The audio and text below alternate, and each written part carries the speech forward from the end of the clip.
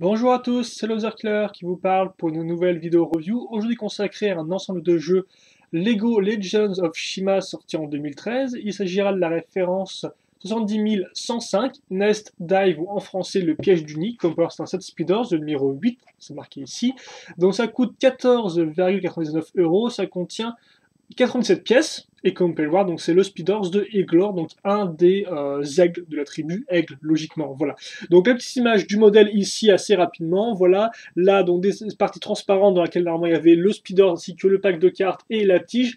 Là, vous pouvez même voir quelques petites pièces avant la construction, hein, donc un petit teasing. À l'arrière, donc on verra le jeu en fait en entier avec des ghosts donc, qui jouent, hein, on peut voir un peu les différents éléments comme les cartes, etc., etc.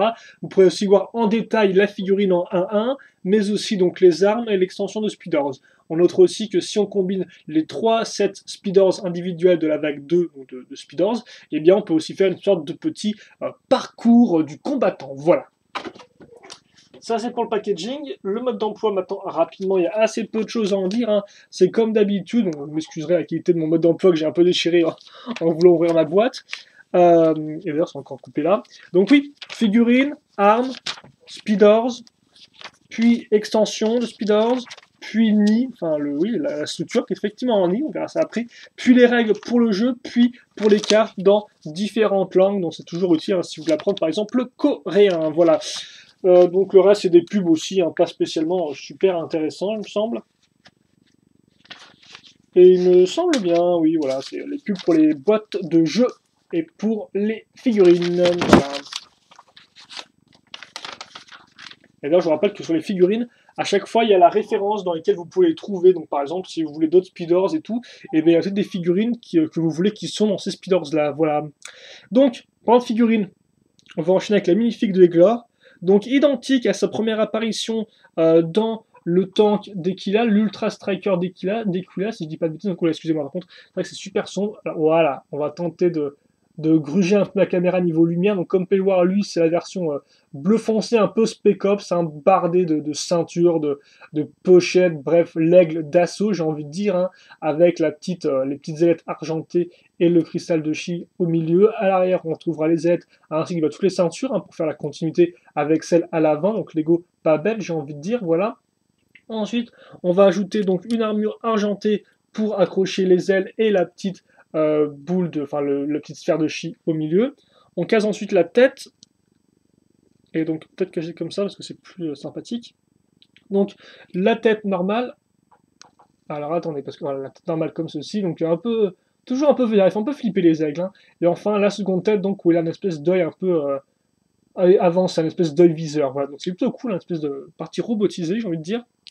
Et enfin, donc, le reste pour finir la tête, donc qui est bleu foncé, comme le reste du corps, ce qui rend plutôt bien, voilà. Donc, comme vous pouvez le voir, comme ceci. Avec les petites pointes argentées ici et là, pour représenter donc des plumes. Donc ça, c'est la figurine, hein, donc similaire à ce que vous connaissez déjà. Figurine de qualité, après c'est toujours un peu bizarre d'avoir des ailes blanches alors tout le reste est foncé. Hein. On s'y fait, moi je m'y suis fait, mais ça m'a quand même pris quelques mois. Donc bon, c'est vrai que bon, j'aurais peut-être pu tenter de les mettre peut-être pas noirs pour pas reprendre les corbeaux, mais peut-être, je sais pas moi, argenté pour reprendre le côté un peu armure métallique, je sais pas, hein, ou même gris foncé. D'ailleurs pour les mains jaunes, ça fait un peu bizarre sur lui, autant sur Eglor, enfin sur les autres, ça fait, enfin sur Equila, excusez-moi, Equila, Iris et War, c'est pas bizarre vu qu'ils sont déjà encore blancs, autant là c'est un peu spécial. Bref, les armes maintenant. Donc les armes secondaires, donc enfin l'arme secondaire, donc c'est je sais pas si on appelle ça une hallebarde, enfin bref, une espèce de lance avec comme peut avoir des pointes, donc pièce chevalier, voilà. Ensuite vous avez donc l'arme énergisée au chi, donc élémentaire, j'ai envie de dire, enfin élémentaire. L'arme, ce que j'appelle moi arme primaire, et donc WAP et élémentaire aussi, vu qu'il reprend l'élément du chi au milieu, comme on peut voir. Et là, donc, c'est une hache à double tranchant, donc c'est quand même assez classique chez les aigles d'avoir ce type d'arme-là. Et là, elle rend assez bien, je dois avouer, assez original avec l'espèce de gros bâton, ce qui sert un peu de manche. Seul problème, j'aurais peut-être vu les pointes en doré, là, parce que c'est vrai qu'effectivement, ça fait quand même beaucoup de couleurs. Hein. Blanc, plus bleu transparent, plus doré, plus argenté. Ça fait un peu beaucoup, donc pourquoi pas les avoir mis dorés, ça aurait bien fait une bonne continuité avec ça, je pense, voilà. Donc bon, c'est un peu dommage, mais bon. Elle est quand même assez bien. Ensuite, donc, je vous rappelle que pour jouer au jeu, vous avez besoin de 6 Christoshi, donc les voici. On vous les fournit dans la boîte, donc même Christoshi que les que les 7, hein, donc avec les petites accroches, les 4 pointes, rien de spécialement différent. On passe maintenant au speeders, donc le speeders donc, qui ressemble à ça, donc comme on peut le voir, la base est classique, hein, la même que tous les autres, avec la petite roue en métal et les différentes ouvertures pour soit passer la tige, soit passer les accroches pour l'extension, la figurine ou la carrosserie. Donc carrosserie qu'on met maintenant, vu qu'effectivement on va bloquer la figurine entre la base et la carrosserie, et donc ça ressemble à ceci. Donc par contre, tu es gentil mon choupi, mais moi j'ai besoin du focus, voilà. C'est vrai qu'effectivement je pensais pouvoir faire une vidéo avec ces conditions un peu de lumière, mais je me rends compte que c'est beaucoup plus craignos que ce que je pensais. Donc comme vous pouvez le voir, le Speeders, un bleu, très simple, très classique, avec un peu moins de décoration que celui d'Equila, qui avait un peu, je me rappelle, une espèce de décoration un peu fantasy sur les côtés. Là, c'est beaucoup plus droit vers l'essentiel, j'ai envie de dire, à niveau forme et niveau structure. Voilà, avec le petit logo des... J'ai dit ça, c'était le logo des aigles, en fait, non, on retrouve ici sur les lions. Donc je suppose que ça, c'est le logo des gentils, entre guillemets, des tribus sympathiques, voilà. L'extension du Speeders avec Eglor, ce sera ça. Donc comme vous pouvez le voir, des petites ailettes, donc c'est super mignon, ça je trouve, c'est pas franchement super, on va dire, compliqué à faire, mais peut-être même super inventif, mais c'est juste, voilà, on avait déjà eu donc des espèces de des propulseurs, on avait aussi déjà eu les grosses hélices de Equila, et là c'est un peu plus fin, voilà, en plus ça rend super bien, je trouve, ça, c'est assez dynamique avec la forme du Speeders, comme vous pouvez le voir, donc ça fait qu'on a vraiment quelque chose d'assez, voilà, on peut imaginer le Speeders comme ça qui flotte un peu dans les airs, après la chute libre, qui arrive à un peu à croiser les courants d'air, les courants de vent, hein, voilà. Donc ça peut être plutôt sympatoche. On tirera le Speeders après quand on aura parlé du jeu, et le jeu on va en parler tout de suite, donc l'espèce de structure jeu plutôt. Donc on va commencer avec... on va commencer avec la base. Donc la base, notez bien, donc c'est une pièce circulaire 4x4, hein, si on regarde le diamètre dans un carré, avec comme pouvoir dans les trous, on l'a mis dans des pièces micro à mi-rond. Ce sera utile vraiment à la toute fin, ça on y reviendra juste après. Ensuite, qu'est-ce qu'on va faire? Eh bien, on aura ça aussi, je vais montrer tout de suite, une grosse parabole, voilà, une grosse parabole. Pour l'instant, on va rien en faire, ça, on va pas y toucher. Ensuite, on va faire ce petit élément-là, en 3 pièces, donc bras de droïde, pièce beige avec accroche, plus ensuite une pièce marron avec cette forme-là.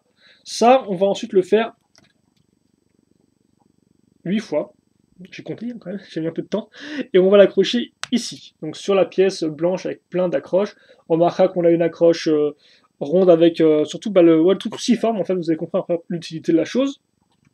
Et donc enfin, j'ai cette pièce-là. Donc une autre parabole, mais avec des parties ouvertes. Et comme on peut voir, on retrouve la pièce rouge. Et surtout, j'ai mis quoi? J'ai mis donc une barre de 4 techniques, plus stop, donc plus cran d'arrêt à ce niveau-là.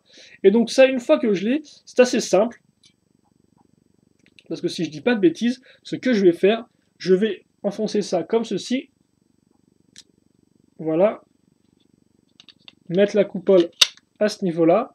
Voilà, donc ça fait passer à travers le trou. Et enfin, ça, je le casse dans la partie avec le trou cruciforme. Attendez, je regarde juste un truc.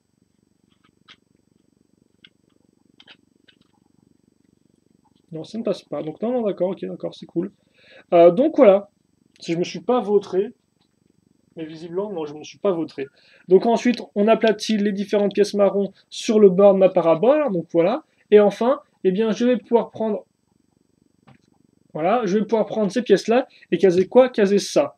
Donc, des pièces d'interconnexion, une pièce avec pivot cranté, et enfin, au bout, vous aurez donc une petite feuille de plastique, en plastique dur, feuille de végétation, qu'on casse comme ceci, voilà. Et donc ça, je vais le mettre ici, et je vais le faire x4. Donc là encore, la répétition. Donc bien sûr, elle peut un peu tourner, hein, comme ça, mais elles sont censées rester droites. Et donc, voilà ma structure finalisée. Donc c'est le nid donc, de Eglor, enfin le nid des aigles, voilà comme ça. Et donc comme vous pouvez le voir, du fait de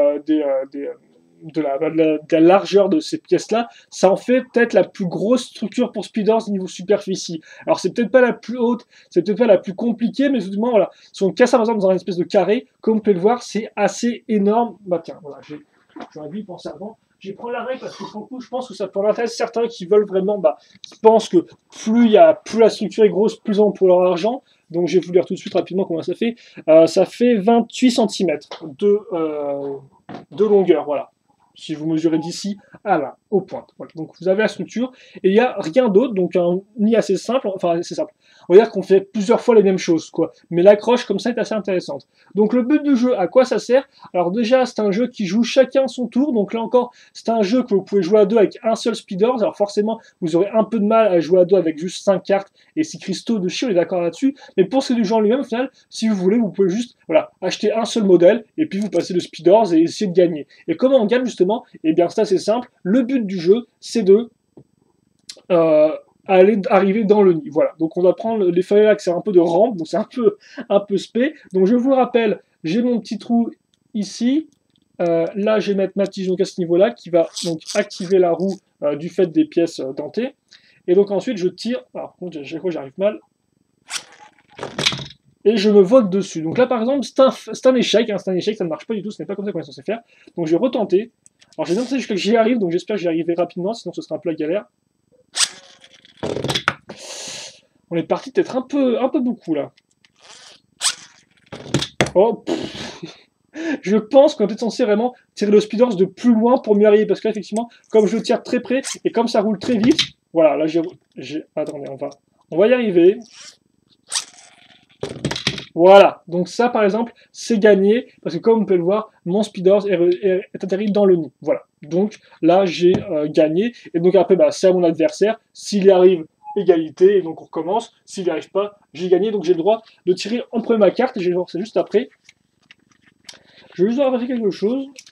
Parce qu'effectivement, ça c'est ce que vous dites, donc le mode d'emploi, c'est les règles de base, chacun son tour. Après, néanmoins, quelque chose me dit que si vous le souhaitez, vous pouvez aussi au final jouer ensemble, hein, en mode joute, donc en clair, un adversaire ici, enfin un joueur plutôt, un joueur ici, l'autre côté, on tire en même temps, et le premier qui tombe dedans arrive, parce qu'au final c'est quand même peut-être plus fun comme ça. Je veux dire, au moins il y a peut-être plus de crash, tout ça, voilà. Donc bon, petite variante que j'ai trouvée, et ça c'est assez intéressant avec les ports des speeders, c'est que vous pouvez vous-même trouver vos propres variantes, vos propres règles de jeu. Voilà.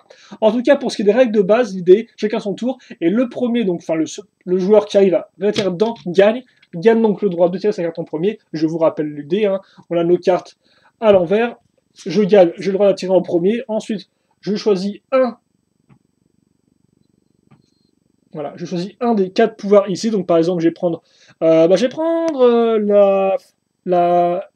Attends, ça c'est le courage. Je vais prendre le courage. Mon adversaire tire ensuite sa carte, vu qu'il a perdu, il la tire en second. Et là, 20, j'ai gagné. Voilà.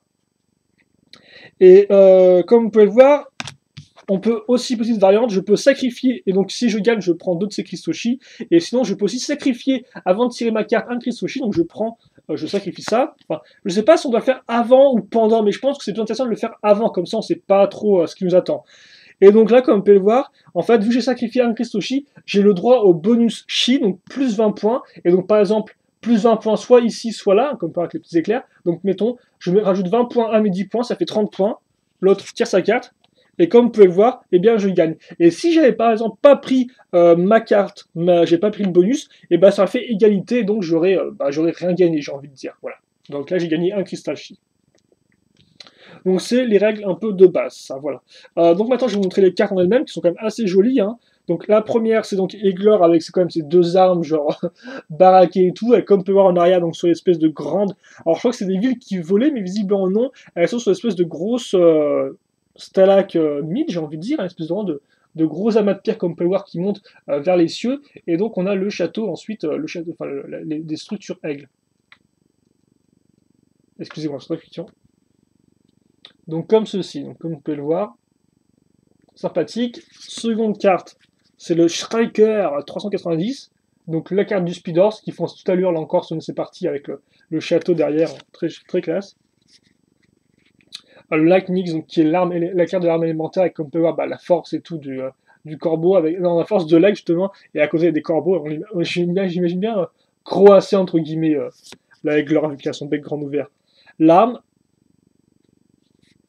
avec différentes spéciales intéressantes derrière. Et enfin, là, on a une petite représentation en dessin du nid qu'on a dans le modèle. Voilà, avec, comme on peut le voir, donc ça, c'est la carte de l'extension de Speeders avec l'aérosaure. Et donc, fonce depuis le ciel sur les corbeaux qui volent ton chi dans le nid. Donc, c'est plutôt cool. Maintenant, c'est que le nid dans Shima, c'est pour contenir le chi de corbeau, ce qui est quand même assez intéressant, effectivement. à défaut de pondre dedans, autant foutre le chi à ce niveau-là. Et donc, bah écoutez, je pense qu'on a fait le tour. Petit détail par contre, est-ce que le deck d'éclore est bon niveau compétent? Je vous rappelle que je me suis, entre guillemets, amusé à compter les différents points et les assembler, et Églore, non en fait. Églore, le truc c'est que c'est la seule carte pour l'instant que j'ai, donc j'ai tous les Speeders vague 1 et vague 2, et bien dans ces Speeders là, c'est le seul personnage qui a sa carte personnage qui a juste 130 points au lieu de 140 qui est la norme. Donc c'est seulement 130 points, et de ce fait, si on additionne tous ces points, il a 500 points, soit là encore 10 points de moins que la moyenne. Donc il est un peu plus faible. Hein. Je veux dire, c'est la moyenne et encore il y a un truc en moins. Donc c'est pas non plus, c'est pas top la classe quoi. Voilà.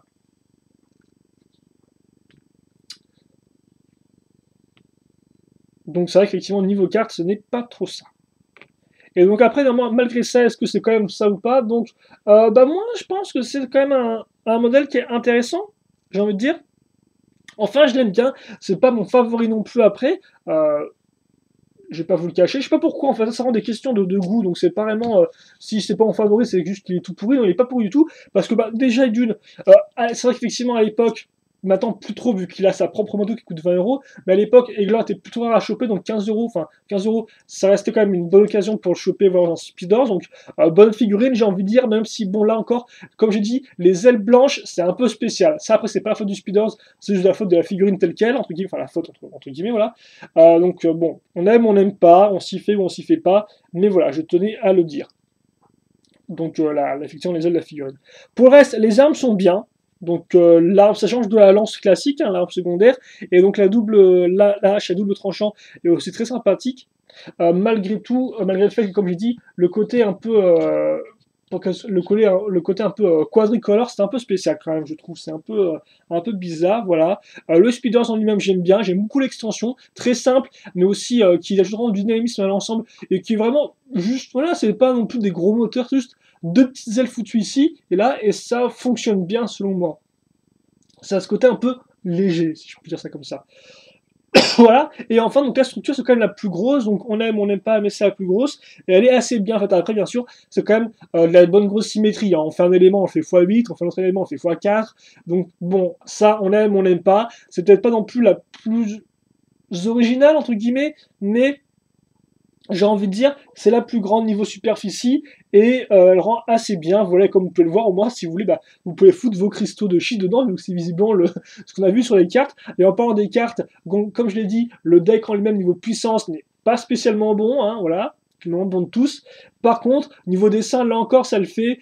Il y a des petits decks qui sont assez intéressants. Donc, écoutez, encore une fois de plus, c'est un Speeders qui est, ma foi, fort agréable. Là encore, c'est une question de goût, comme je le rappelle souvent, ça dépend vraiment, parce que pas mal de Speeders vraiment sont un peu au même niveau pour moi. Donc, après, c'est vraiment à vous de départager quel personnage vous préférez, quel Speeders vous préférez, quelle structure vous préférez, etc.